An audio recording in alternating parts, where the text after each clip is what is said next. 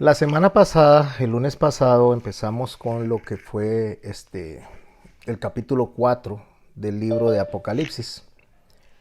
A eso lo subí como la parte 14, creo, capítulo 4a.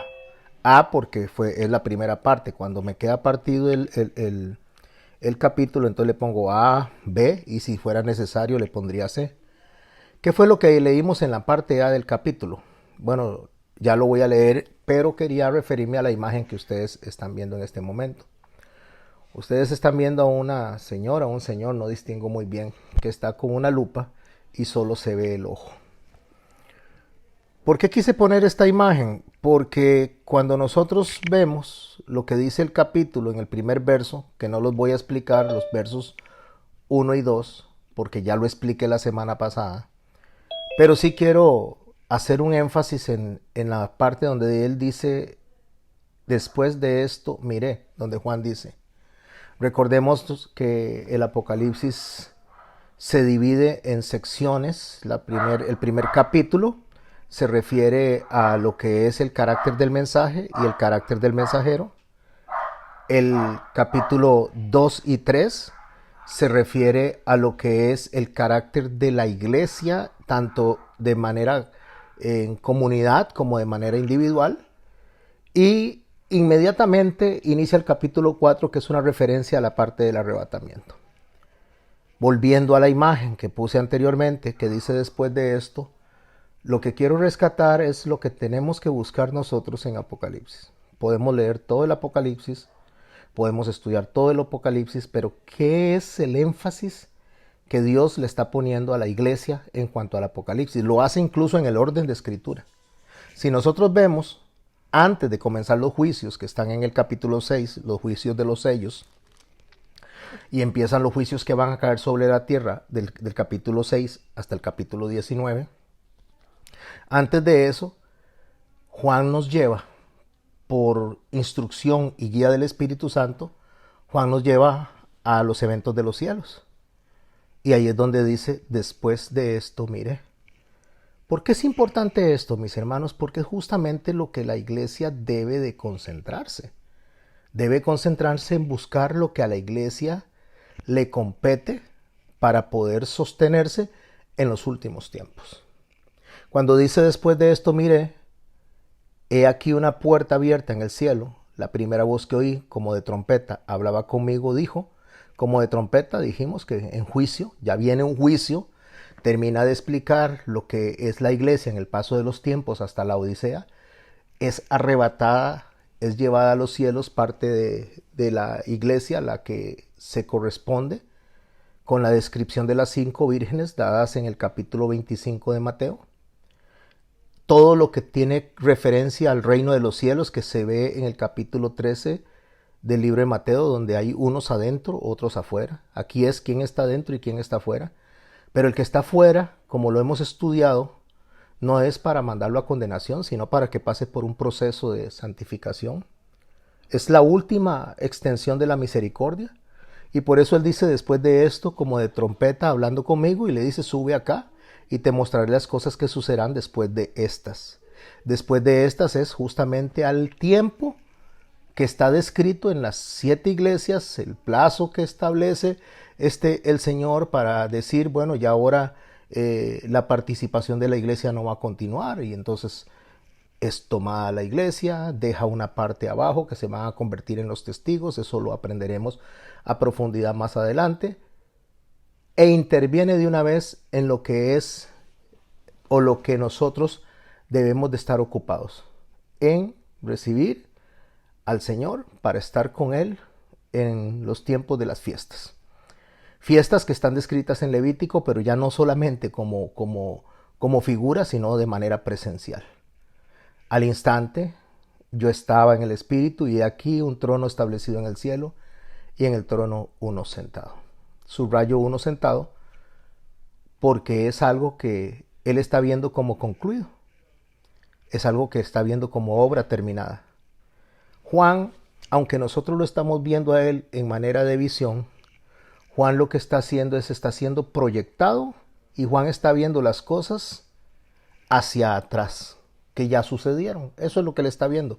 Cuando él empieza a describir el capítulo 6 en adelante, en cuanto a los juicios, él lo está viendo como algo que ya pasó, como algo concluido. Aunque para Juan, en el momento que está en la tierra, aún no han sucedido las cosas. En eso consiste justamente una profecía. O en eso consiste la profecía. Así que cuando nosotros vamos a estudiar el libro del Apocalipsis, debemos de concentrarnos, aparte de la información general que hay para toda la humanidad, debemos de concentrarnos en los que nos compete a nosotros. ¿Y qué nos compete a nosotros, mis hermanos y mis hermanas? A nosotros nos compete lo que le compete a la novia, lo que la novia está esperando, lo que está desarrollado justamente en todo lo que tiene que ver en la Biblia acerca de las bodas, la espera de las bodas, la espera del novio, la descripción del libro de Cantares y lo que el Señor dijo cuando nos dejó a nosotros el memorial de la cena de Él. O sea, hagan esto en memoria hasta que yo regrese, en memoria de mí.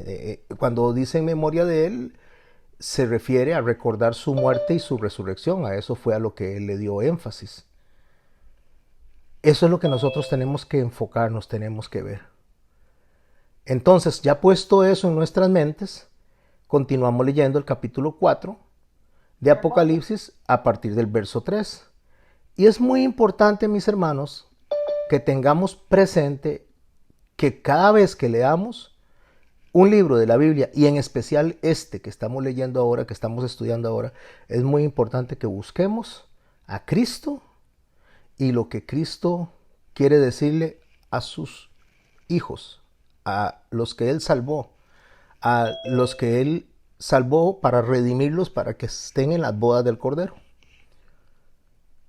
Cuando Él inicia, cuando Él continúa describiendo en el verso 3 del capítulo 4 lo que está viendo en el cielo, Él dice algo muy, muy importante que no lo podemos dejar por alto.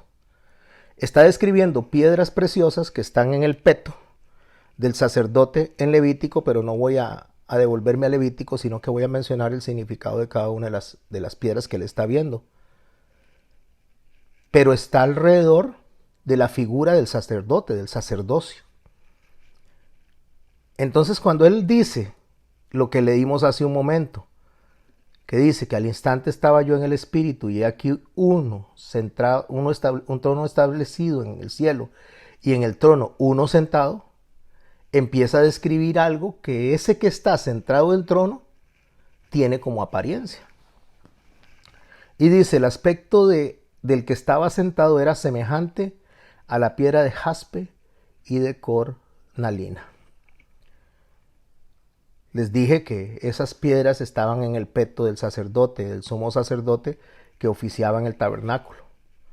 Pero esas piedras, aparte de que representan a Israel, a cada una de las tribus que descienden de Jacob, también van a representar del carácter del que está sentado en el trono.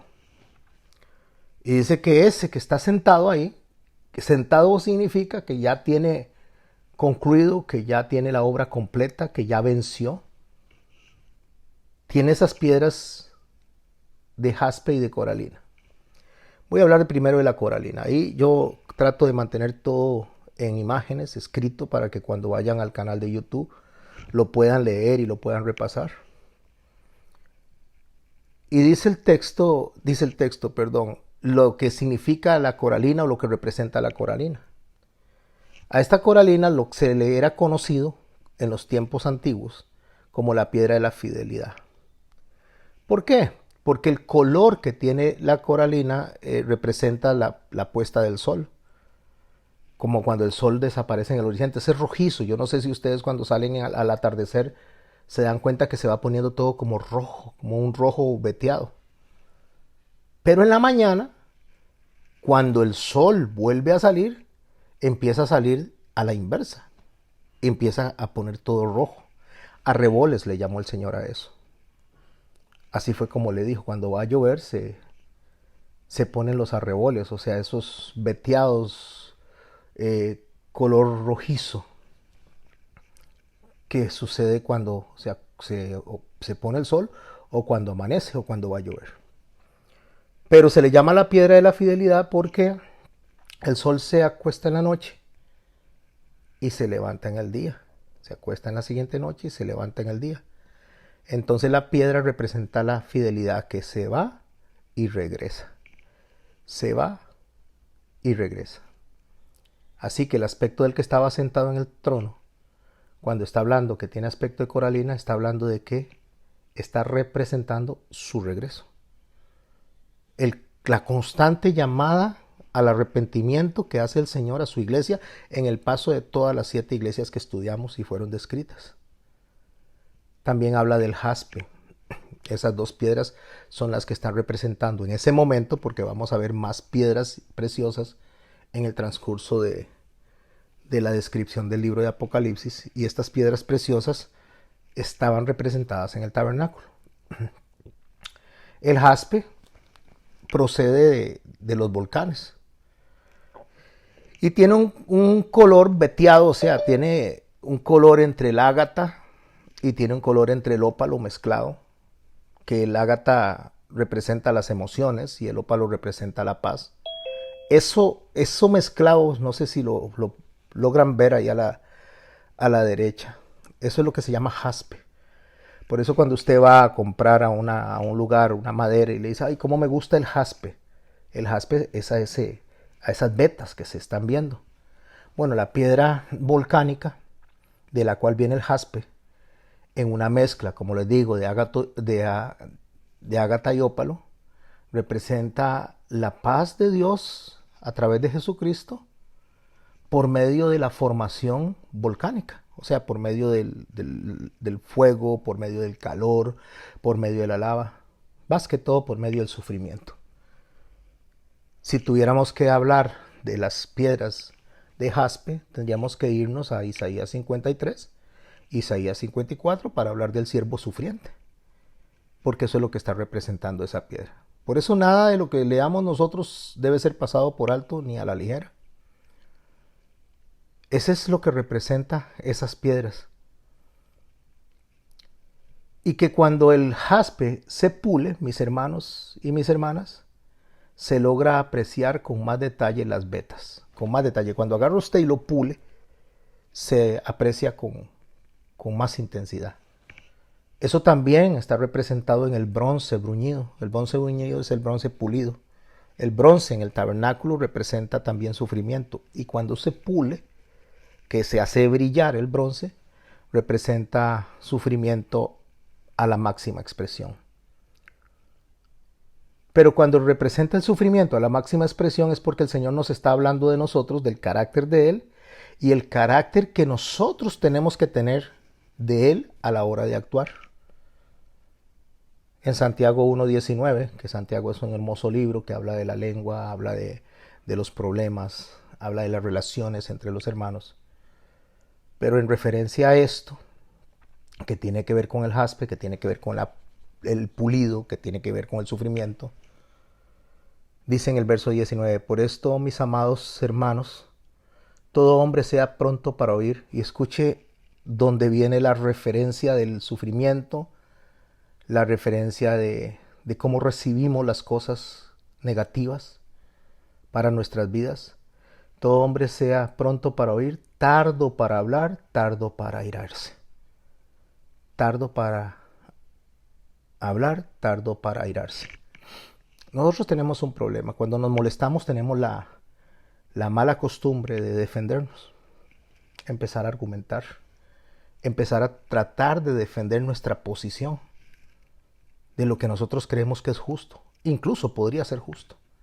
O podría ser injusto. Pero vamos a asumir que lo que estamos haciendo es lo correcto y lo que el otro está haciendo es lo incorrecto.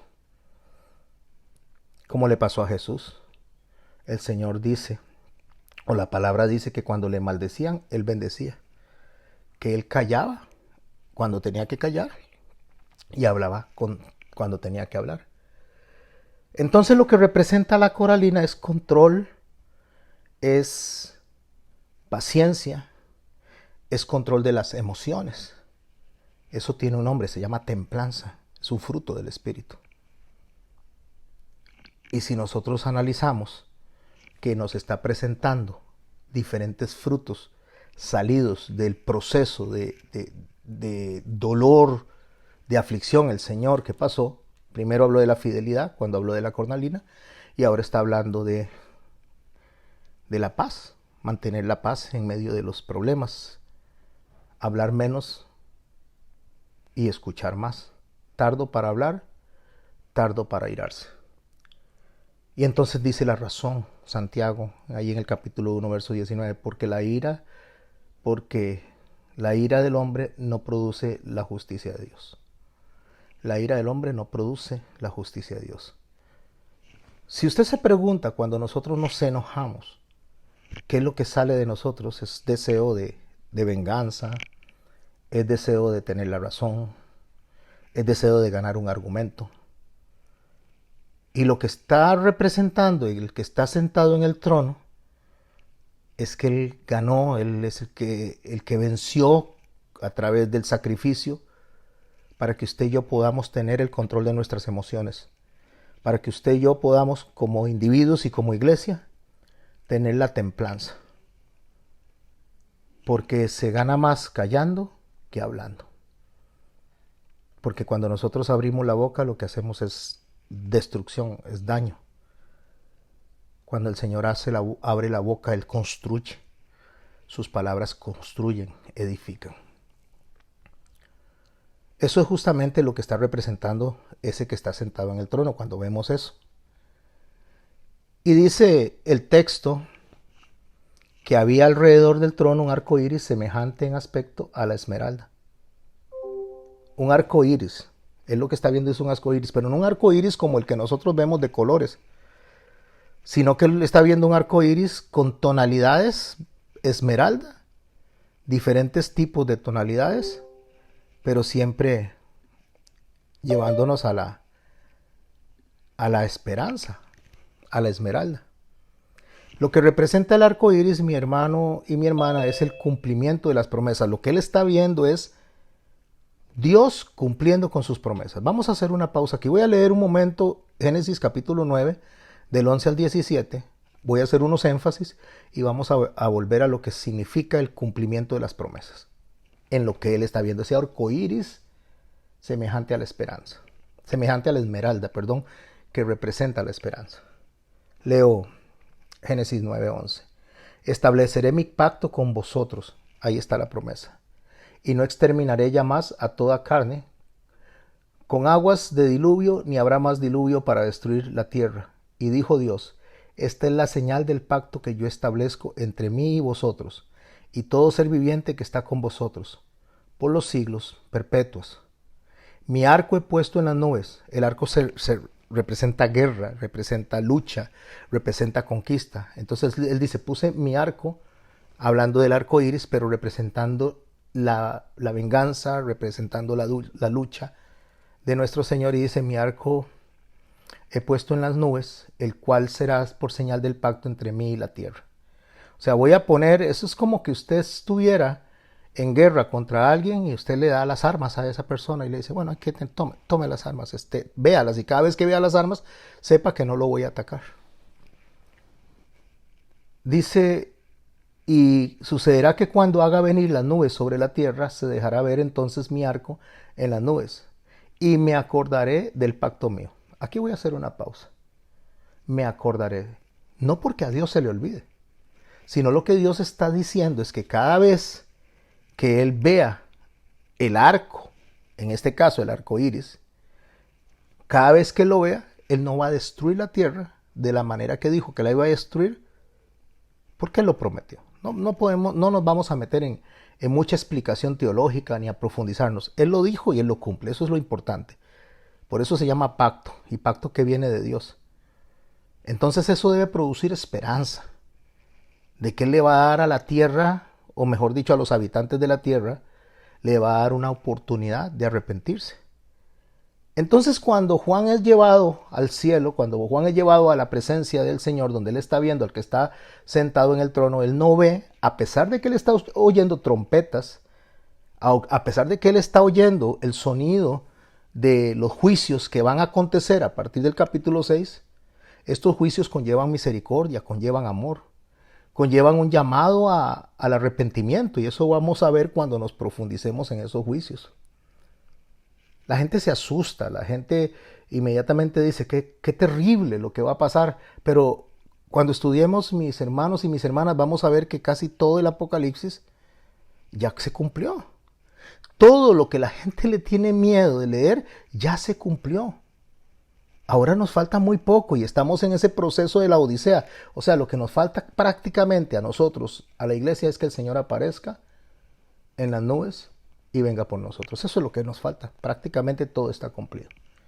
A la humanidad le falta un poquito de trecho más, que ya será la tribulación, ya vendrá lo que es la batalla del Armagedón. Eso lo veremos mucho después, pero a nosotros lo que nos compete es observar que el Señor está por venir por nosotros. Debemos de estar listos, preparados para irnos con Él. Entonces Juan aparece en los cielos y lo que ve es ese arco, pero no de colores. Porque el arco de colores lo que representa es la multiforme sabiduría de Dios. Es lo que José tenía puesto como túnica de autoridad, donde era de colores también, que también representa la multiforme sabiduría de Dios. Y la multiforme sabiduría de Dios es la iglesia, que a través del Espíritu Santo, aquello que comenzó en el libro de los Hechos, en el capítulo 2, en el momento que es arrebatada, en el momento que es llevada, entonces ya la iglesia no está funcionando como tal, está tomada, o por lo menos lo que es la novia, está tomada y presentada delante del rey para su esposorio, para casarse con ella. De eso se trata esta historia que estamos leyendo, se trata de un matrimonio, todo va alrededor del matrimonio, va a ver qué hermoso que es esto. Porque todo trata de matrimonio, de una fiesta de bodas. Eso es lo que trata Apocalipsis.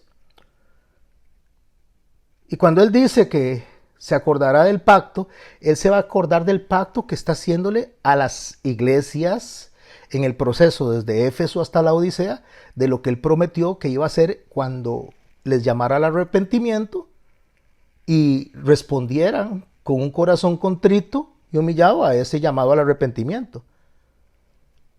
Pero resulta que algunas personas no van a responder a eso, pero Él no va a venir a destruirlas. Esa es la esperanza que está representando la esmeralda, o sea, el color de esmeralda. Eso que Él está viendo. La esperanza es que el Señor dijo que iba a hacer todo lo necesario para que su pueblo, en este caso la iglesia, unida por supuesto con los hermanos, que el Señor sumó del judeocristianismo, toda la iglesia, todos estos dos pueblos unidos, cuando el Señor venga y trate con los que se quedaron, no es para mandarlos al fuego eterno, es para salvación.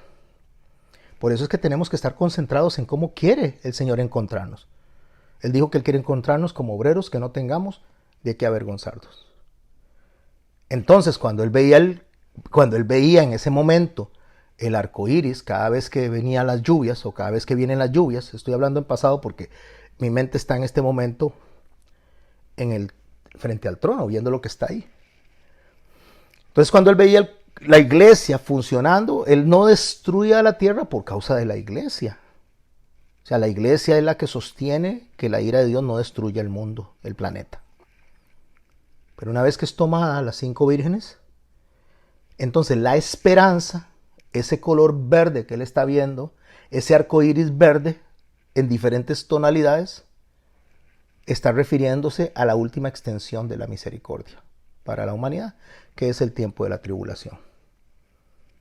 Por tanto, los juicios que están cayendo sobre la tierra no son juicios para destruirse, es juicios para que cambie la mentalidad de las personas, como pasó en Egipto.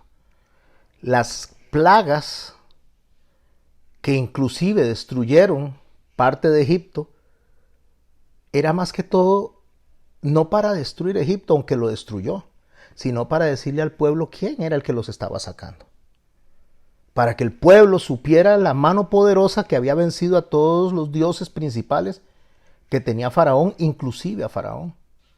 Entonces que ese pueblo tuviera la seguridad, la paz, la esperanza de que iba a ser llevado en medio del desierto de una manera segura. Cuando lleguemos al capítulo 7 de Apocalipsis y al capítulo 14 nos vamos a encontrar con un grupo de personas que se quedan en la tierra, que se llaman los 144,000, después lo explicaré y profundizaré. Estas personas son las que se quedan como el último bastión, como la última predicación se compone de judíos que abrieron sus ojos, los que no creían en Jesús, y de cristianos rebeldes que no dejaron de practicar lo que tenían que practicar y abren el entendimiento y empiezan a dar el último tercio del evangelio, la última prédica, porque durante la tribulación hay gente que se va a estar salvando. Ese es el arco iris que él está viendo de Esmeralda, porque cuando estos que están abajo escuchan un canto que se está dando en los cielos, que se conoce como el Cántico Nuevo, eso les da fuerza para sostenerse. Solo estoy mencionando de manera muy general para cuando lleguemos allá ya nos profundicemos. Estamos en capítulo 4 del libro de Apocalipsis, pero lo que sostiene a estas personas, a estos 144,000 de seguir predicando, enseñando, es que están oyendo la fiesta que está en los cielos. Y por eso el texto dice que solo ellos podían distinguir ese canto, nadie más. Pero eso le daba fuerza. A mí me gustaría que tratáramos de utilizar un poco la imaginación. Aquí estamos nosotros, usted está en Heredia, hay otro que está en Atenas, Silvia está en Argentina, algunos hermanos que nos escuchen más tarde están en Cuba.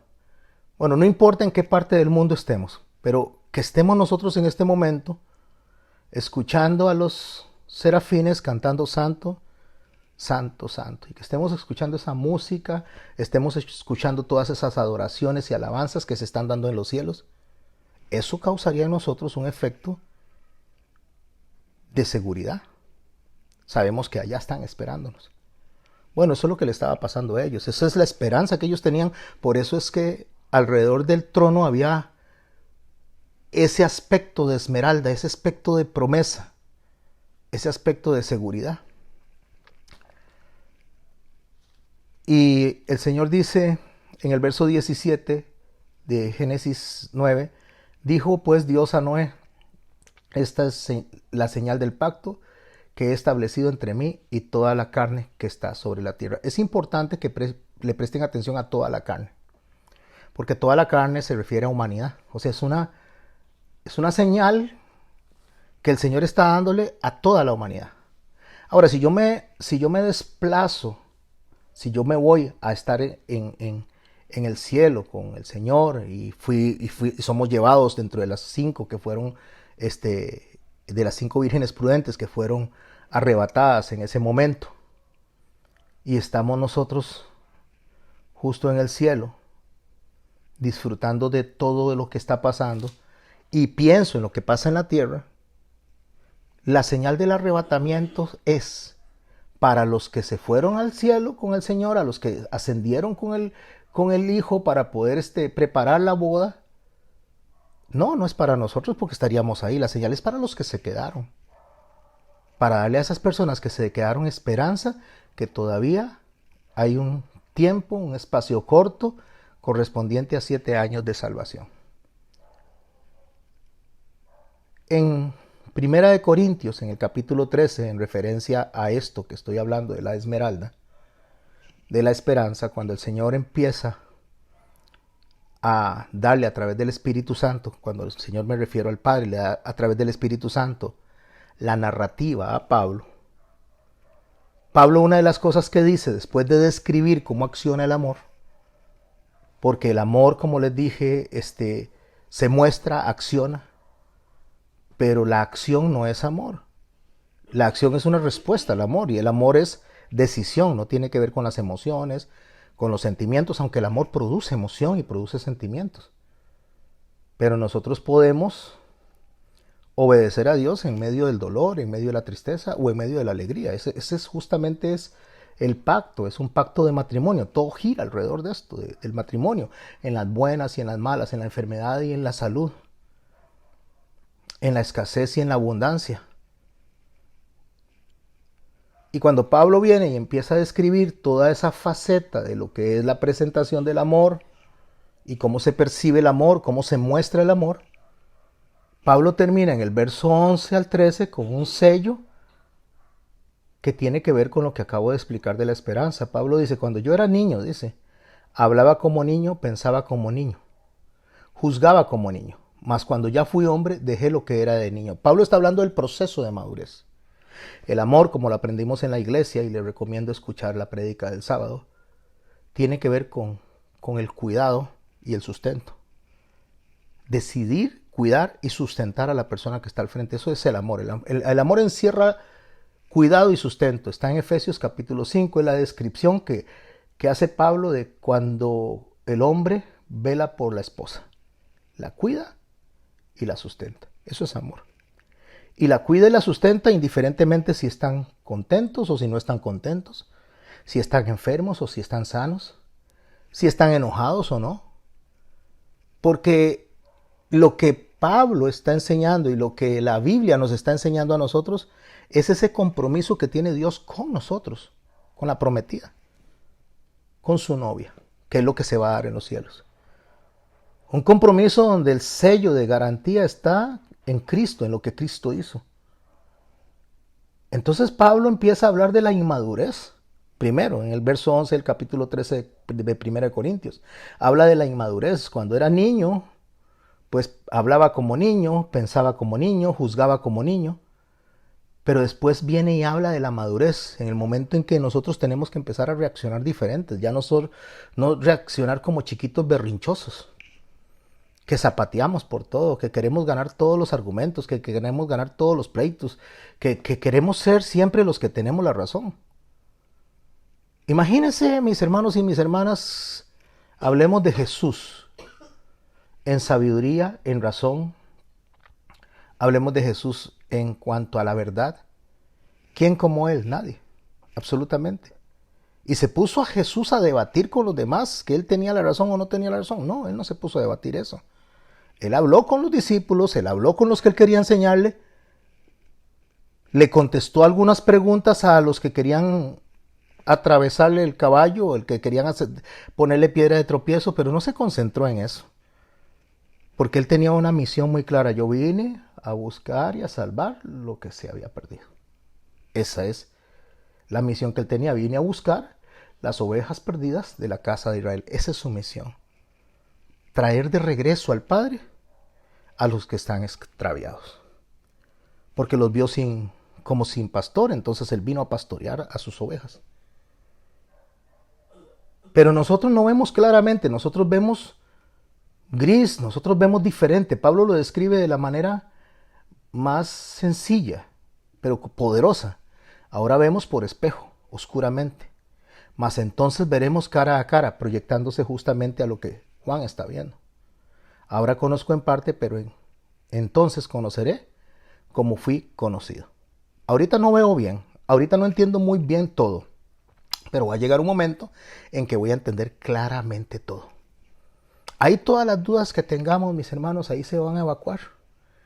Las 48,000 denominaciones cristianas que hay alrededor del mundo, que estén sellados, los que estén sellados para salvación, ahí todas las dudas se van a ir. Ahí es Dios quien va a decir esto es así y esto es así. Pero mientras tanto, tenemos que estar como esa piedra preciosa de la esmeralda, en la esperanza. O sea, podemos estar tristes, podemos estar de rodillas, podemos aparentemente estar derrotados, podemos perder muchas cosas, mis hermanos, podemos perder la alegría, podemos perder incluso la tranquilidad, pero lo que nunca un hijo de Dios puede perder es la esperanza. Por eso Pablo cierra y dice, ahora permanece en la fe, pero la fe un día ya no la vamos a necesitar, porque la fe es justamente confiar en el que ha de venir, pero cuando estemos con Él ya no vamos a necesitar Confiar en lo que ha de venir porque estaremos presentes con Él. La esperanza, que es lo que nos sostiene a nosotros durante el tiempo que tengamos que batallar en este desierto. Y el amor, dice. Estos tres, pero el mayor de ellos es el amor. Bueno, eso es lo que Él está viendo. Es lo que está viendo justamente delante del trono, donde está el que está sentado en el trono. Esperanza, fidelidad. Está viendo todo lo que produce el sacrificio por el cual Él pasó. No olvidemos que tenemos que tener la lupa dirigida para encontrar a Cristo en todo momento. Él dijo escudriñar las escrituras. Escudriñar, que es escudrinare.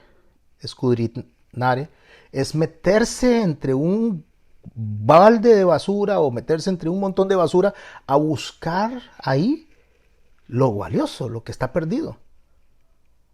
Bueno, una vez alguien se enojó conmigo, hace muchos años, porque yo dije que el Señor había dejado su trono en el cielo y había llegado a la tierra, y era como haberse metido en un montón de estiércol. Entonces una persona se enojó y me dice, ¿pero por qué nos compara con estiércol? No, yo lo que estoy tratando de llevar a la mente es que para la santidad de Dios, dejar su trono y venir a revolcarse, no, y venir, dejar su trono y venir a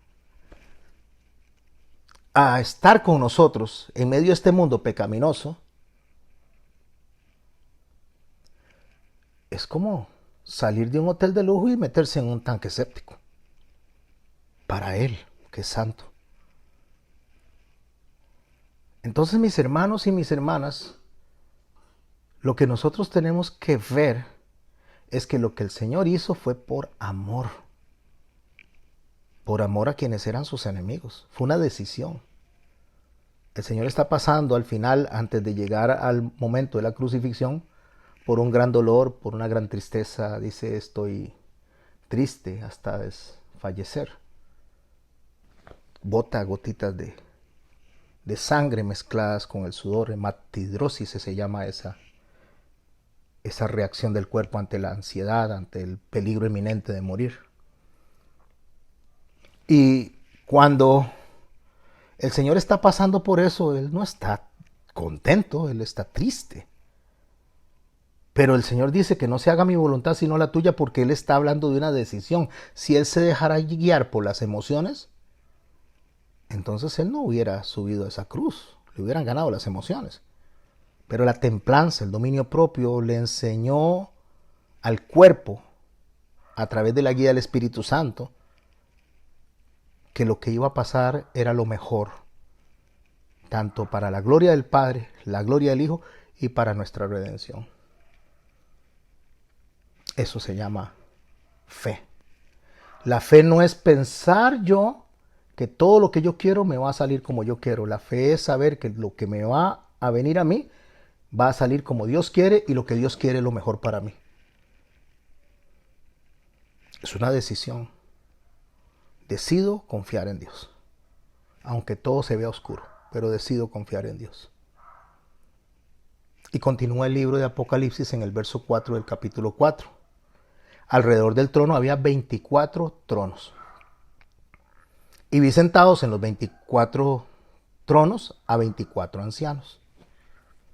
24 tronos equivale a 24 ancianos, dos grupos de 12.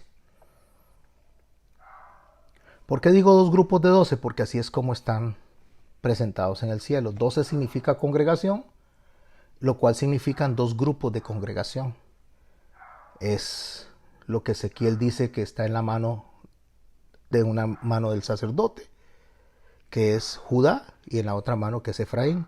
Esos dos componen justamente el cuerpo de Cristo, el judeo-cristianismo. ¿Cómo están ellos? Vestidos, dice, ropas blancas con coronas de oro en sus cabezas.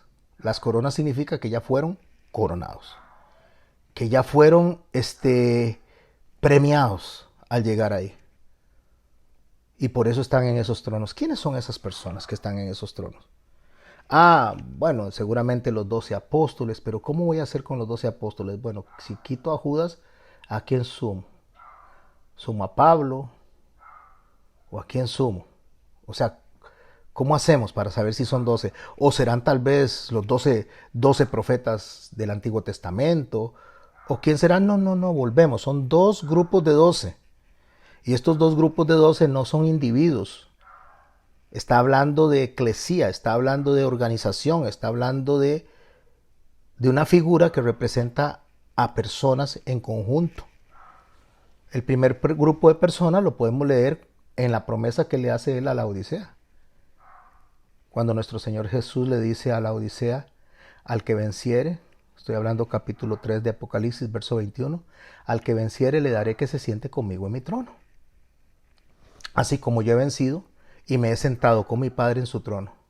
El que tiene oídos, oiga lo que el Espíritu dice a las iglesias. Le está hablando a la iglesia apóstata, a la iglesia que se ha descuidado, a la iglesia que le está diciendo que se decida a ser frío o caliente.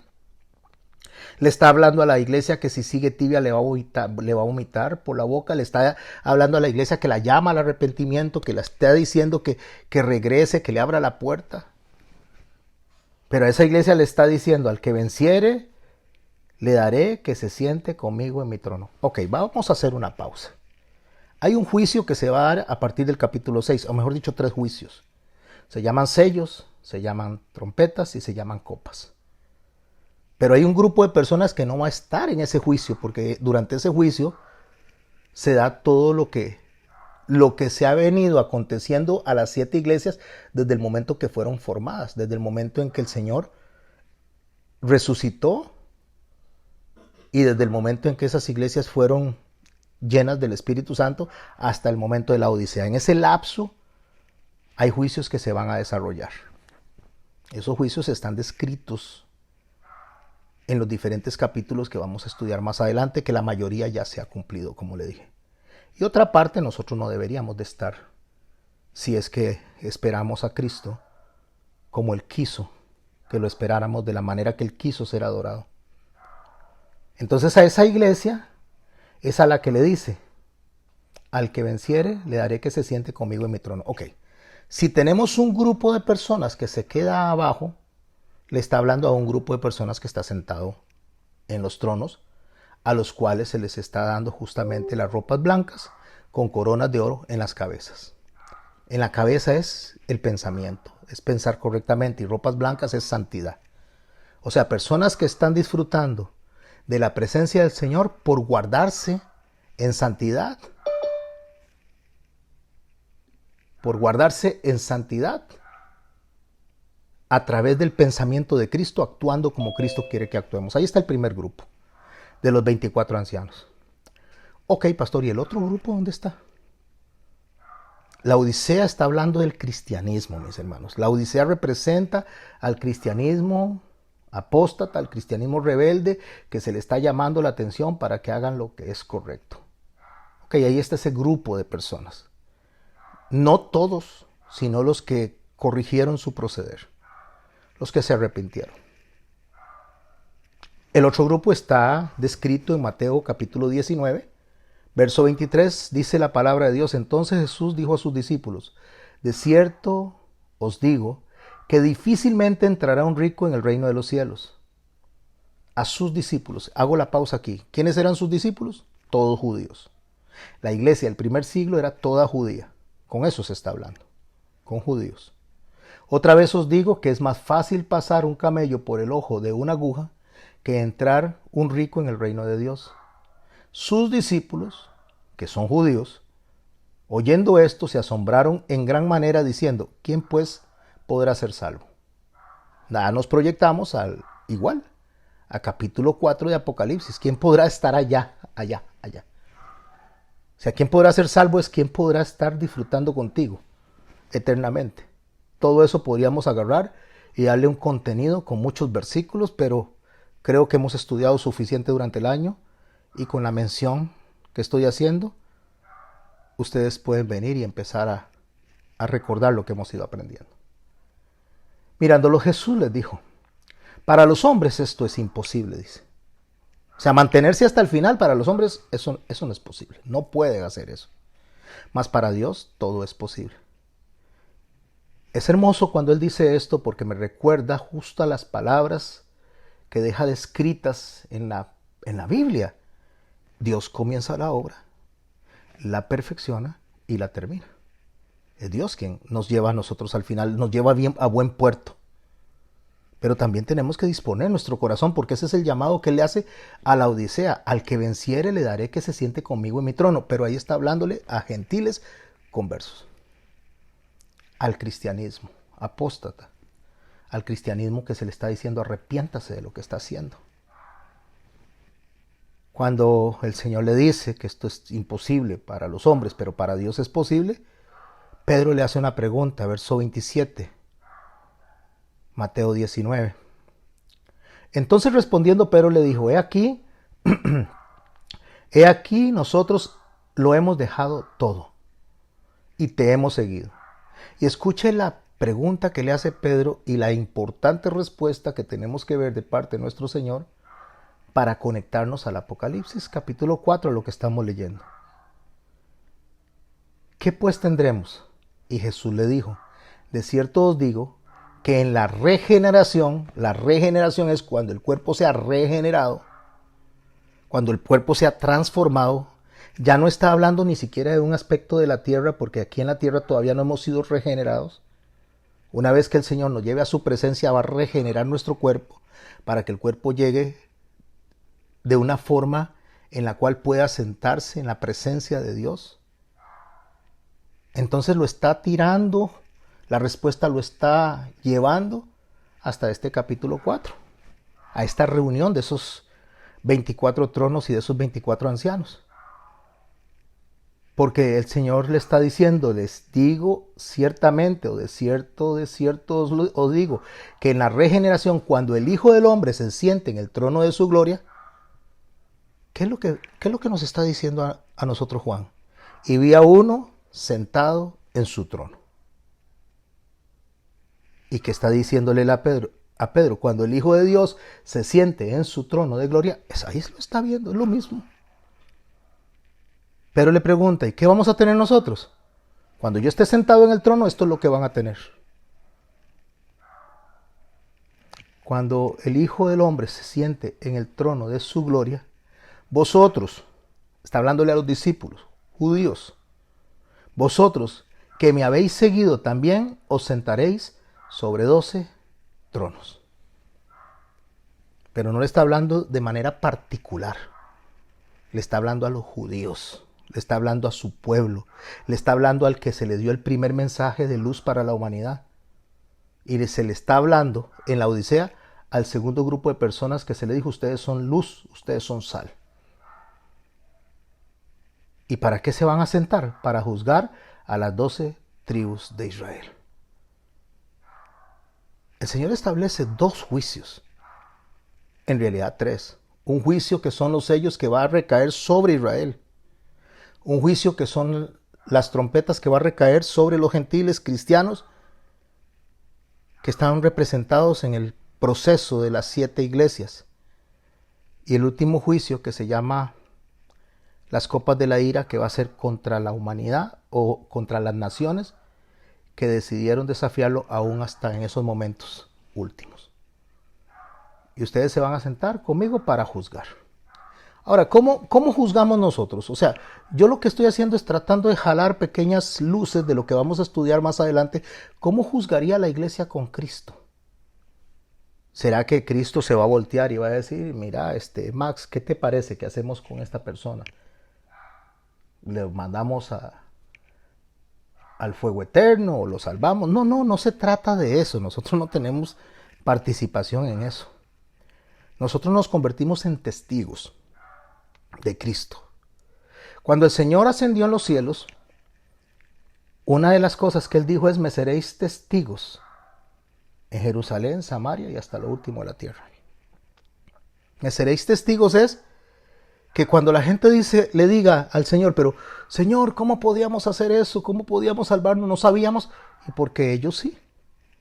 Ellos sí están conmigo porque ellos sí escucharon mi palabra, ellos atendieron, ellos obedecieron. Ellos lo hicieron porque ustedes no. Cuando estamos delante del Señor para juzgar es porque el Señor es justo en lo que hace. Y le dice a la humanidad que estuvieron todos en igualdad de condiciones. Entonces viene lo que es el juicio. Es hora de tocar las trompetas de juicio. Es hora de ascender a la iglesia y empezar el juicio. Eso se va a dar a partir del capítulo 6. Por ahorita estamos en el cielo. Y Juan está viendo desde el cielo todo lo que está aconteciendo sobre la tierra. Ahora vamos al verso 5 del capítulo 4 de Apocalipsis. Y espero que me estén siguiendo, mis hermanos y mis hermanas. Escuche lo que dice Juan cuando describe lo que él está viendo. Y del trono salían relámpagos y truenos y voces. Relámpagos, juicio. Cuando usted escucha que el león está rugiendo, es Dios que está haciendo juicio, está ejecutando su juicio. Y cuando usted escucha relámpagos y truenos y voces, está hablando de juicio también. Y delante del trono ardían, ahí está viéndose la menorá, ardían, o sea, se quemaban 7 lámparas de fuego. Cuando el Señor va a venir y va a ejercer el juicio, Él va a usar una referencia de comparación para decir, esto es lo que yo quería que hicieran. Y mi hermano y mi hermana no va a usar una referencia de comparación a los católicos, no va a usar una referencia de comparación a los bautistas, no va a usar una referencia de comparación a nosotros, no va a usar una referencia de comparación a los presbiterianos, a los metodistas, a los adventistas. A ninguna de estas organizaciones la va a usar como referencia de comparación. Él va a poner al que está como inmolado al frente con los pensamientos de él y va a comparar lo que Cristo piensa, lo que Cristo cree que es correcto y lo que a Cristo le gusta como adoración para el Padre, y en base a esa mente es que va a comparar, no en base a nosotros. Por eso es tan importante, mis hermanos, ser bíblicos. Y debemos ser bíblicos porque al final de cuentas el Señor va a compararnos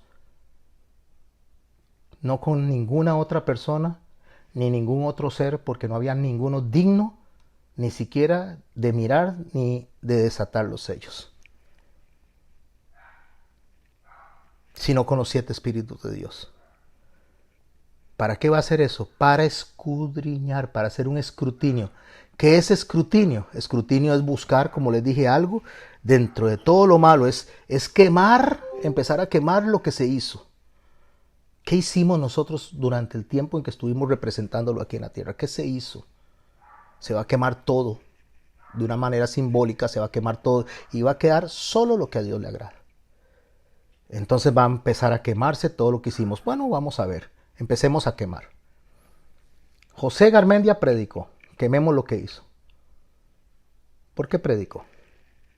Por su exaltación, por su aplauso, para que le dijeran que qué inteligente que es, que cómo sabe.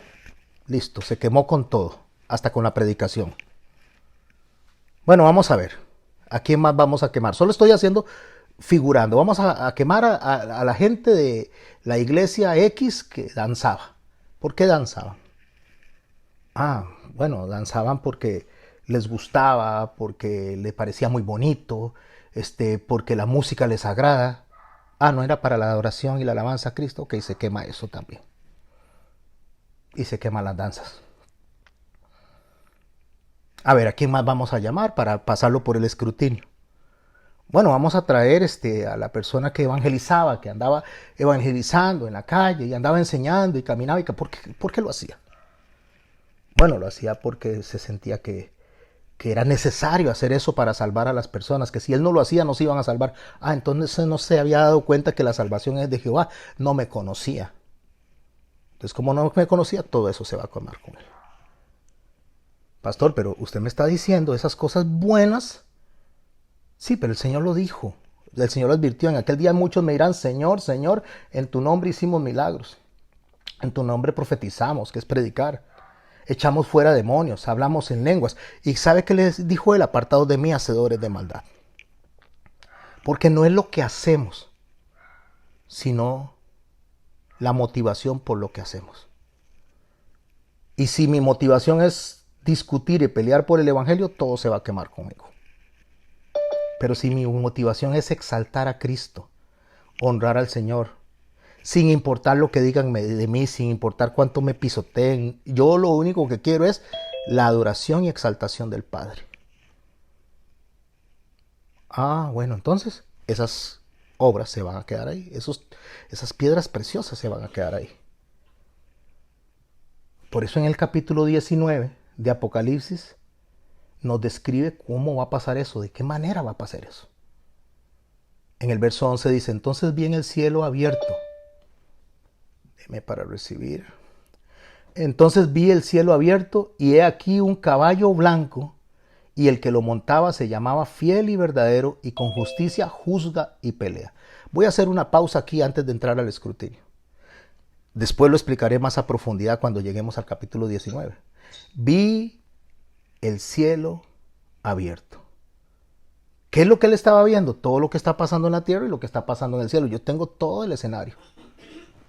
Y se presentó uno en un caballo blanco. El caballo representa guerra. Ya no viene a entrar en un burro. Ahora viene en un caballo. Ahora viene a cobrar, a pedir, a demandar lo que es de él. Viene montado justamente en un caballo, fiel y verdadero. Son las dos piedras que acabamos de estudiar. La fidelidad, la paz, la fe. Y con justicia juzga y pelea. O sea, no lo hace como dijo Pablo, no doy patadas al aire. No, él lo hace con justicia, con justo juicio. Pero para hacer un justo juicio viene lo que acabo de decir. Él va a escudriñar su corazón y mi corazón. ¿Por qué hacíamos lo que decimos hacer? ¿Cuál es la motivación? ¿Por qué estudiamos la Biblia? ¿Por qué nos discipulamos? ¿Por qué oramos? ¿Por qué predicamos? ¿Por qué cantamos? ¿Por qué evangelizamos? ¿Por qué hacemos lo que hacemos? ¿Por nuestro ego o por exaltar al Padre? Porque si es por exaltar al Padre, ¿por qué nos preocupamos tanto de lo que digan de nosotros? Y terminamos enojándonos unos con otros, peleándonos con otros, que es el centro del mensaje del Señor. En primera de Corintios capítulo 13. Si canto, soy como címbalo que retiñe si no tengo amor. Y lo que hago, si no tengo amor, de nada sirve. O sea, ni tengo identidad, ni sirvo de nada si el amor no está. Y el amor, como no es una emoción, como no es un sentimiento, es una decisión. ¿Cómo voy a responder yo ante la agresión? ¿Cómo voy a responder yo ante lo que está al frente? Como Cristo. Y Cristo va a hacer un escrutinio en eso en mí. ¿Cómo va a ser ese escrutinio? Sigo en Apocalipsis 19. Ahorita nos regresamos al capítulo 4 de nuevo. Sus ojos eran como llama de fuego y había en sus cabezas muchas diademas. Sus ojos eran como llama de fuego, es escrutinio. Sus ojos van a quemar lo que no le gusta y van a dejar lo que le gusta. Y había en su cabeza muchas diademas. La diadema se le ponía a los príncipes. ¿Dónde están los 24 ancianos? En los tronos. ¿Qué tienen? 24 coronas. Entonces lo que produce el escrutinio es que va a dejar la corona o las coronas en las personas que hicieron lo correcto. Y en esas coronas dice que tenían un nombre escrito que ninguno conocía sino él mismo. Lo cual significa que el único que sabe realmente cómo somos nosotros y quiénes somos nosotros es Dios. Nosotros somos incluso hasta engañosos con nosotros mismos. El Señor lo dijo, engañoso es el corazón más que todas las cosas. Y nos manda a cuidarnos del corazón. Porque nosotros podemos tener un corazón que excuse nuestras acciones y podríamos empezar a poner montones de argumentos para hacer como nosotros queremos. Sus ojos eran como llama de fuego y había en su cabeza muchos diademas y tenía un nombre escrito que ninguno conocía sino él mismo. Eso es lo que está viendo Juan en el 19. ¿Qué fue lo que vio Ezequiel? Ezequiel vio exactamente lo mismo. Una rueda dentro de otra rueda, en las 4 esquinas del carruaje sobre el cual iba el trono, desplazándose por la tierra, porque lo que Ezequiel está viendo es el tránsito por el mundo, el tránsito, lo que la obra de Dios está haciendo en la tierra, eso es lo que está viendo Ezequiel proyectado justamente al último tiempo en el Apocalipsis. Y ahí él ve en ese aro, dentro del aro que representa al Padre y al Hijo, haciendo escrutinio, moviendo justamente ese carruaje del rey, lo mismo que está viendo Juan. Solo que Juan lo está viendo desde arriba y Ezequiel lo está viendo desde abajo. Pero leamos Apocalipsis 4:6, que es por donde vamos. Y delante del trono había como un mar de vidrio, semejante al cristal. Y junto al trono y alrededor del trono, 4 seres vivientes llenos de ojos delante y detrás. Lo mismo que vio Ezequiel. 4 seres vivientes, por delante y por detrás. Con ojos llenos de ojos, que sería escrutinio. ¿Cómo son los seres vivientes? El primer ser viviente, dice, era semejante a un león. ¿Qué representa el león? Majestad. Estar encima de toda la cadena alimenticia. Por eso es que se le llama el rey de la selva. O sea, representa majestad. ¿A quién está representando? A Cristo, en majestad. El segundo era un becerro, o semejante, parecido a un becerro. ¿Qué está representando ahí? Está representando la vaquilla del sacrificio, o sea, está representando el sacrificio de Cristo. Está representando al siervo sufriente. Está representando al cordero inmolado. Pero lo está viendo en el cielo. Lo está viendo como obra terminada. Lo que está hablando es de testimonio, de Cristo. Y eso es lo que le dijo el Señor Jesús a Nicodemo. No recibe nuestros testimonios. O sea, damos testimonio, pero ustedes no lo reciben. Hablando de Elohim. Hablando de Él mismo. El tercero, o sea, el tercer ser viviente, tenía rostro como de hombre. ¿A quién representa? A Dios hecho hombre. A Jesús caminando. A Jesús predicando. A Jesús enseñando. Y el cuarto era semejante a un águila volando. Representa la resurrección. A Jesús resucitado. Por eso dice volando. En Ezequiel no dice volando. ¿Sabe cómo dice en Ezequiel? Verso 10 del capítulo 1, que es lo mismo que está viendo Juan. Pero en Ezequiel hay una pequeña diferencia. Dice, y el aspecto de sus caras era cara de hombre. Eso lo vio Juan. Cara de león. Eso lo vio Juan. Al lado derecho de los 4 y cara de buey. Aquí hay una diferencia, porque lo que está viendo Juan es un becerro y lo que está viendo Ezequiel es un buey. O sea, el becerro ya adulto. A la izquierda de los 4, asimismo, había en los 4 cara de águila, pero no la ve volando. ¿Por qué? Porque lo que Ezequiel está viendo es al Padre preparando la obra. Y Ezequiel le llama a esto la visión de la semejanza de la gloria de Jehová. En cambio, Juan lo que está viendo es a Dios hecho hombre, resucitado, y se conoce como la gloria del Hijo. Es el Padre y el Hijo lo que está viendo él. Ahora, nos sigue describiendo Juan los seres vivientes, que no son monstruos que van a salir a matar a nadie. No, eso es absurdo. Pero es absurdo porque las personas no quieren aprender, porque quieren conservar lo que tradicionalmente algunos hombres han enseñado como doctrina, y es doctrina de hombres. Y en el verso 8 del capítulo 4 nos describe un poco más de esos seres vivientes. Dice, y los 4 seres vivientes tenían cada uno 6 alas. Alrededor y dentro estaban llenos de ojos, otra vez escrutinio. Y no cesaban día y noche de decir, Santo, Santo, Santo es el Señor Dios Todopoderoso, el que era, el que es y el que ha de venir.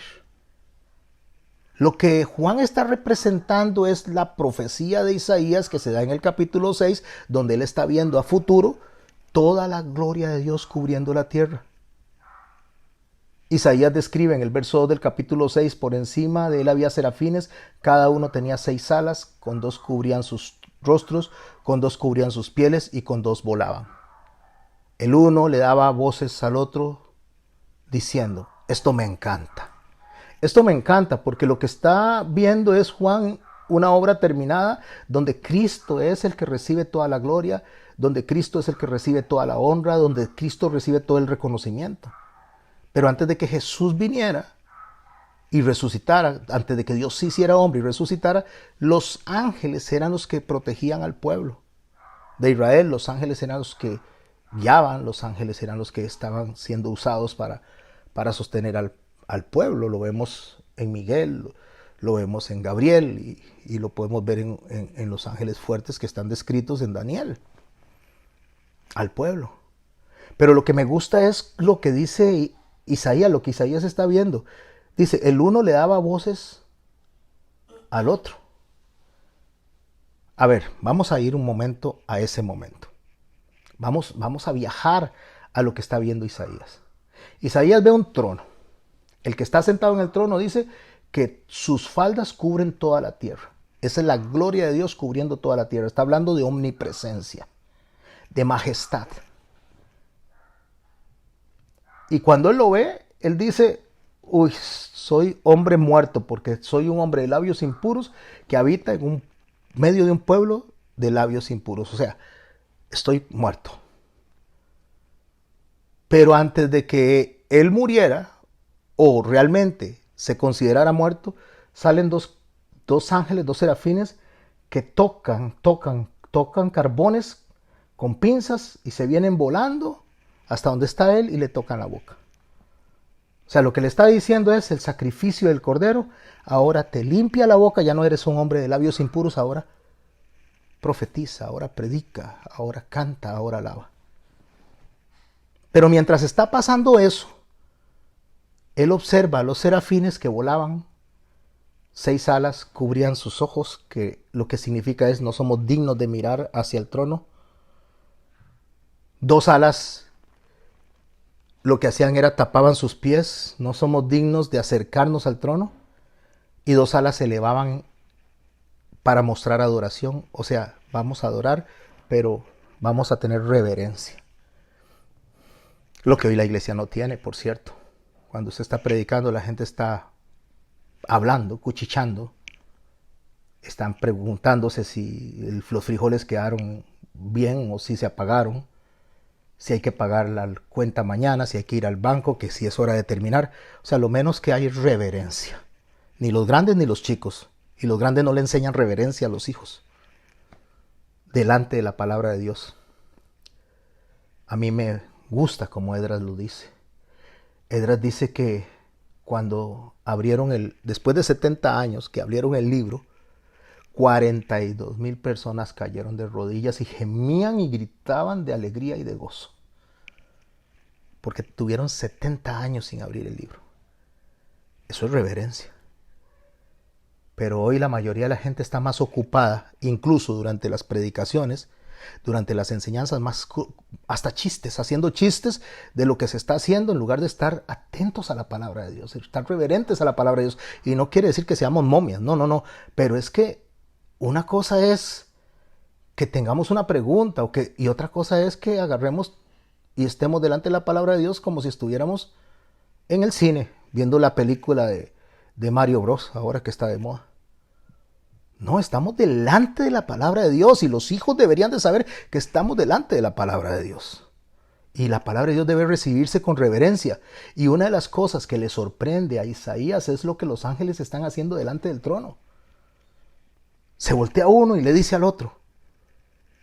Porque es lo que dice, el uno le dijo al otro dando voces, gritando. El uno le dice al otro. No lo están viendo porque tienen los ojos tapados con las alas. Pero ellos sí se están viendo el uno al otro y le están diciendo, véalo, ahí está. Ahí está. Es como que usted llegue y y llegue su esposo cuando todavía a usted les palpitaba el corazón y lo veían venir y ahí viene, uy, ahí viene mi amor, como en Cantares, como recibe al novio la mujer en Cantares que dice, viene el novio, ese corazón que palpita. O su esposa cuando estaba usted por llegar y ahí iba en el bus o bajo la lluvia y tapándose con la sombrilla y le hacía el corazón así, porque dice, ya la voy a ver eso. Ellos están viéndose el uno al otro y dice, ahí viene, ahí está. Y hacían un cántico que salía de lo más profundo de su ser. Santo, santo, santo, Jehová de los ejércitos. Y toda la tierra está llena de su gloria. Eso es lo que está viendo Juan también. Los 4 seres vivientes tenían cada uno 6 alas alrededor y por dentro estaban llenos de ojos y no cesaban de decir de noche ni de día, santo, santo, santo es el Señor Dios Todopoderoso, el que era, el que es y el que ha de venir. Porque uno describe la gloria del Padre y el otro describe la gloria del Hijo. Y dice el verso 9 de Apocalipsis capítulo 4, y siempre que aquellos seres vivientes dan gloria y honra, o sea, están conmigo, estamos oyendo los cánticos que están ahí, cómo los corazones se aceleran, la emoción, millones de personas, millones de coros de ángeles y personas que parecen un mar de cristal cantando y adorando al que está sentado en el trono. Todos los seres vivientes dan gloria y honra y acción de gracias al que está sentado en el trono. Y ellos dicen, al que vive por los siglos de los siglos. Y cuando los 24 ancianos vieron esto, cuando los 24 ancianos experimentaban esto, el judío y el cristiano, el judío-cristianismo, los dos grupos de personas estaban viendo esto, dice, cuando los 24 ancianos veían esto, se postraban delante del que está sentado en el trono y adoraban al que vive por los siglos de los siglos y echaban sus coronas delante de él diciendo, ¿sabe qué es lo que está pasando ahí? Que ellos lo que están diciendo, Señor, es por tu gracia, es por tu bondad, es por tu sacrificio, es por tu amor, es por tu generosidad, Señor, es por la forma en que tú te sacrificaste que podemos estar aquí. Nada tenemos que hacer, nosotros no tenemos ningún mérito, eres tú. Estas coronas que tenemos no son nuestras, son tuyas, a ti te pertenecen. Y entonces se quitan las coronas, las arrojan delante de él, diciendo, Señor, digno eres de recibir la gloria, la honra, el poder, porque tú creaste todas las cosas y por tu voluntad existen y fueron creadas. ¿Cuáles coronas le están tirando al frente? Pablo le dice a Timoteo en la segunda epístola, en el capítulo 4, en el verso 7, dice, he peleado la buena batalla, he acabado la carrera, he guardado la fe. O sea, he confiado en lo que el Señor me ha dicho. Y oiga, Pablo iba a ser decapitado. El Espíritu Santo le había avisado a él lo que iba a padecer. Y Pablo no estaba diciendo ahí, no, Señor, ¿cómo me vas a hacer eso si yo he sido fiel? He escrito todo lo que he escrito, he predicado lo que he predicado, yo he sido fiel, ¿cómo voy a morir decapitado? No, he peleado la buena batalla, o sea, peleé, no me achicopalé, peleé. Pero ¿cómo peleó él? Utilizando la herramienta principal que Dios le dio, amor. Amor, decisión, hacer las cosas correctamente, no sintiéndose más que nadie. Porque él lo dijo, de los apóstoles yo era el último. De los siervos yo era el último, dice. Pero los pecadores, dijo 20 años después de su ministerio, yo era el primero. Nunca se sintió más que nadie. Por eso él decía y escribía, vean a los otros como a mayores a ustedes. Yo peleé la buena batalla, acabé la carrera, he guardado la fe. Por lo demás, y va a hablar de las coronas que los 24 ancianos arrojan delante de Dios. Me está guardada la corona de justicia, la cual me dará, ¿quién? El pastor José Garmendia, el pastor Miguel, el pastor Alejandro. No, no, no, no, nosotros no. ¿Quién la va a dar entonces? Los sacerdotes, los que están en el Vaticano, los que están en las diferentes denominaciones, esas 46,000 denominaciones que no se ponen de acuerdo. No, no, no, no, no, no, no. La cual me dará el Señor juez justo en aquel día, y no solo a mí, sino también a todos los que aman su venida. Es hermoso, mis hermanos, leer el texto. A mí me emociona, mi corazón se acelera. Se acelera porque yo lo único que estoy viendo es ahí tanto amor, tanta esperanza, que nosotros somos tan ligeros para pisotear la sangre de Cristo tan fácil. Cuando Él nos ama, nos llama a amarnos los unos a los otros, a perdonarnos, a pasarnos la ofensa por alto. Pero nosotros no, nuestro corazón orgulloso siempre quiere tener la razón, siempre quiere ganar. Por eso no había ninguno digno de abrir el libro, ni siquiera mirarlo. Pero a Él, los seres vivientes, los 24 ancianos, todos los coros celestiales le cantaban y le decían: digno eres de recibir la gloria, la honra y el poder, porque tú creaste todas las cosas y por tu voluntad existen. Digno eres. ¿Digno es de qué? En el capítulo 5 del libro de Apocalipsis, vamos a leer unos 3 o 4 versos. Empieza en el verso 1 diciéndole: ¿por qué es digno? Y Juan observa, se queda viendo hacia el trono donde está sentado el rey, y vi en la mano derecha del que estaba sentado en el trono un libro escrito por dentro y por fuera, sellado con 7 sellos. Sellado con 7 sellos. Vean, mis hermanos, vean esa figura que les acabo de poner ahí. Voy a agarrar un papelito, no sé si me estarán viendo. Este papel vamos a imaginarnos que es ese rollo, que es ese pergamino. Lo estoy arrollando así. Aquí vamos a poner un testamento. Entonces viene él y hace el testamento. El testamento es las condiciones que él quiere que nosotros tengamos para que no nos encuentre como obreros que tengamos de qué avergonzarnos. O sea, él quiere encontrarnos sin mancha y arruga. Él quiere encontrarnos como haciendo lo que él nos mandó a hacer. Así es como quiere encontrarnos. Entonces hay unas reglas que él estableció y las estableció en el Sinaí, no solo para los hijos de Jacob, sino para los extranjeros que estaban ahí, donde dice: estas son las fiestas que yo quiero que se celebren. ¿Por cuánto tiempo? Por media hora. No, no, no. Por 2000 años. No, no, no. Hasta que yo venga la primera vez. No, no, no. Dijo permanentemente. Y en esas fiestas, estas fiestas van a hablar de mí y eso me va a agradar. Esas fiestas van a ser, aquí están los mandamientos también, que yo quiero que practiquen, que se amen los unos a los otros, que se respeten los unos a los otros, que no murmuren los unos de los otros. Entonces, cuando Él venga, Él va a agarrar y va a tomar todos esos requisitos que Él dejó establecidos y le puso 7 sellos, que son los sellos del juicio que está por venir en el capítulo 6. Y entonces ahí están los sellos.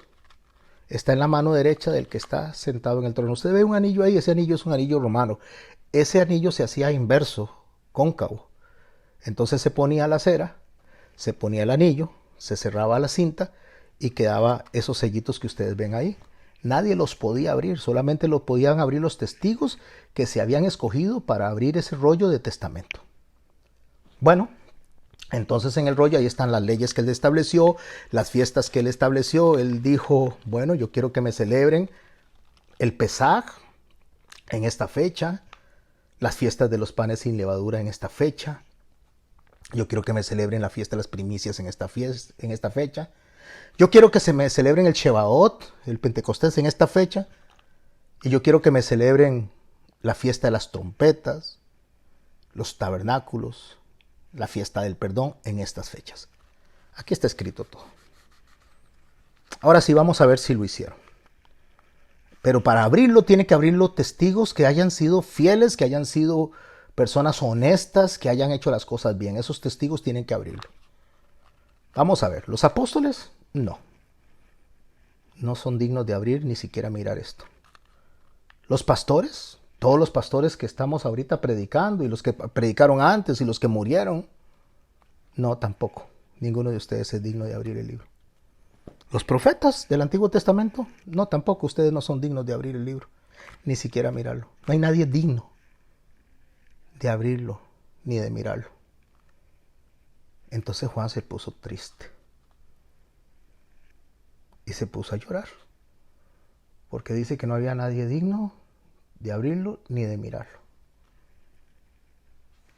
Entonces le dijo a Juan, el ángel que estaba junto a él, ¿por qué lloras? He aquí el león de la tribu de Judá, la raíz de Isaí, del trono de David. Él es digno de abrir el libro. Entonces él viene, y no es un libro, es un pergamino, empieza a romper cada sello. Cada sello tiene una demanda y cada sello tiene un juicio. Cada sello desata bendición y cada sello desata castigo. Y resulta que el libro estaba escrito por dentro y por fuera. Por dentro y por fuera. ¿Qué significa eso, pastor? Preguntémosle a nuestro hermano David.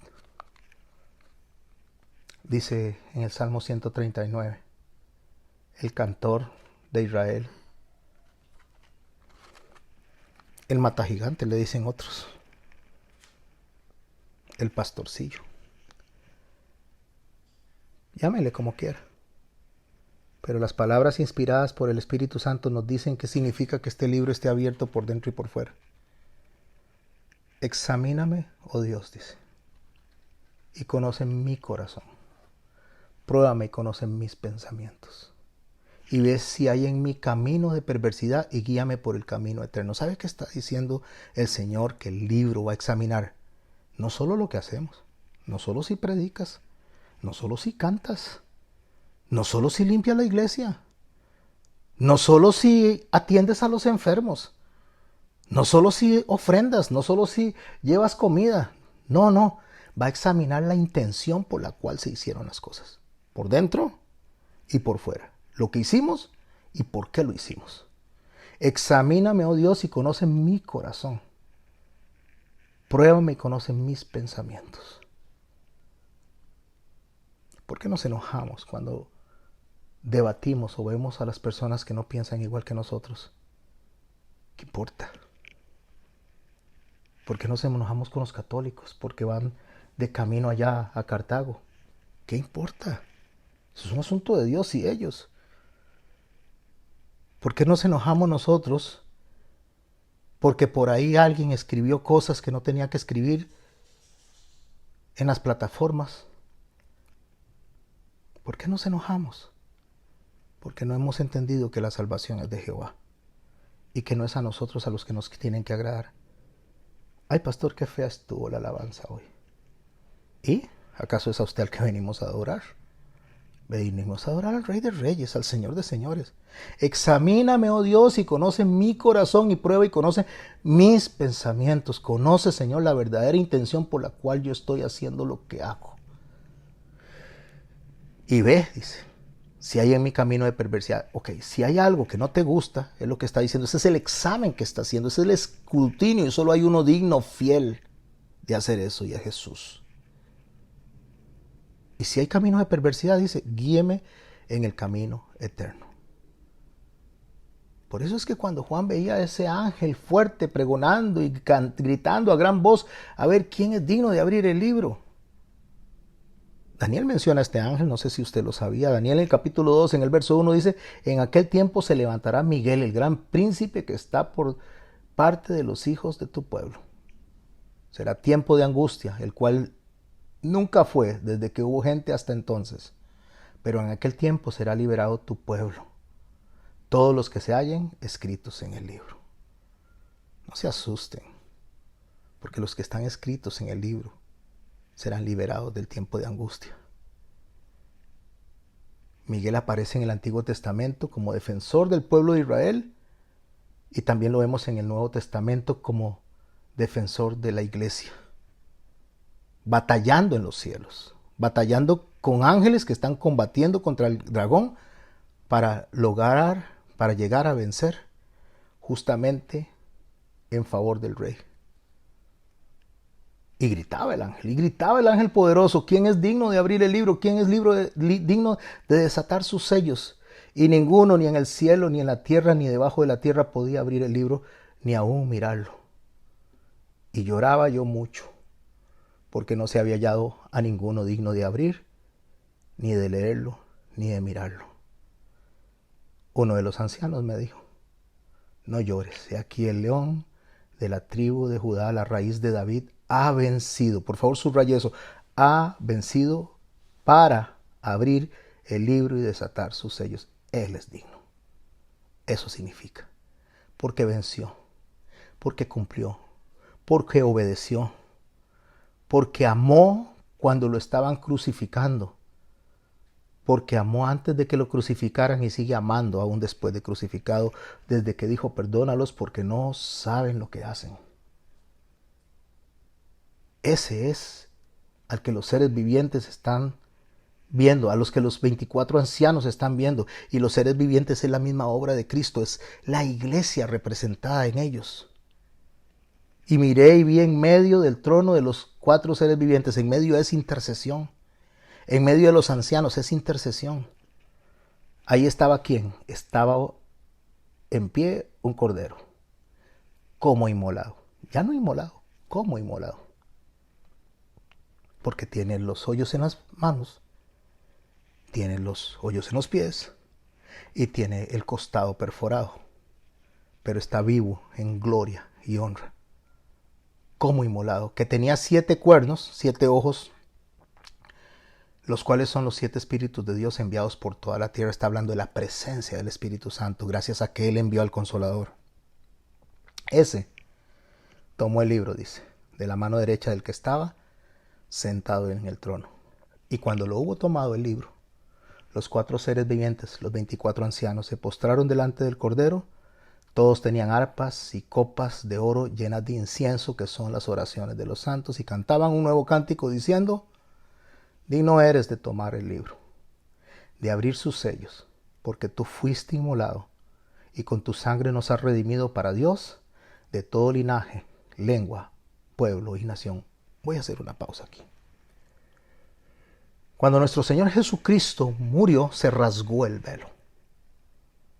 Entre el atrio de los gentiles, que representa a los cristianos, y el atrio de los judíos, que representa el otro grupo, que sería el judaísmo, había un rótulo que estaba escrito en 3 idiomas, latín, hebreo, y estaba escrito en griego. Eran los idiomas que se hablaban en el mundo en ese momento, en las naciones, en todo el mundo. Esos eran los 3 idiomas que regían como idiomas oficiales. Y entre el atrio de los gentiles y el atrio de los judíos no podía pasar nadie que no fuera judío. Y había un rótulo que estaba en esos 3 idiomas que decía, no pasar de aquí so pena de muerte. O sea, si pasan de aquí y no son judíos, los matamos. Poncio Pilato, sin saber que estaba siendo dirigido por el Espíritu Santo, cuando manda a crucificar a Jesús, y por burlarse de él pone un rótulo arriba que dice, Jesús, Rey de los Judíos. En griego, en latín y en hebreo. Cuando Jesús muere se rasga el velo. Lo que quiere decir es que cuando el Señor rasga ese velo, según el libro de Hebreos, ya podemos acercarnos al trono de la gracia para encontrar oportuno socorro en cualquier momento. No solo los judíos, sino también los gentiles.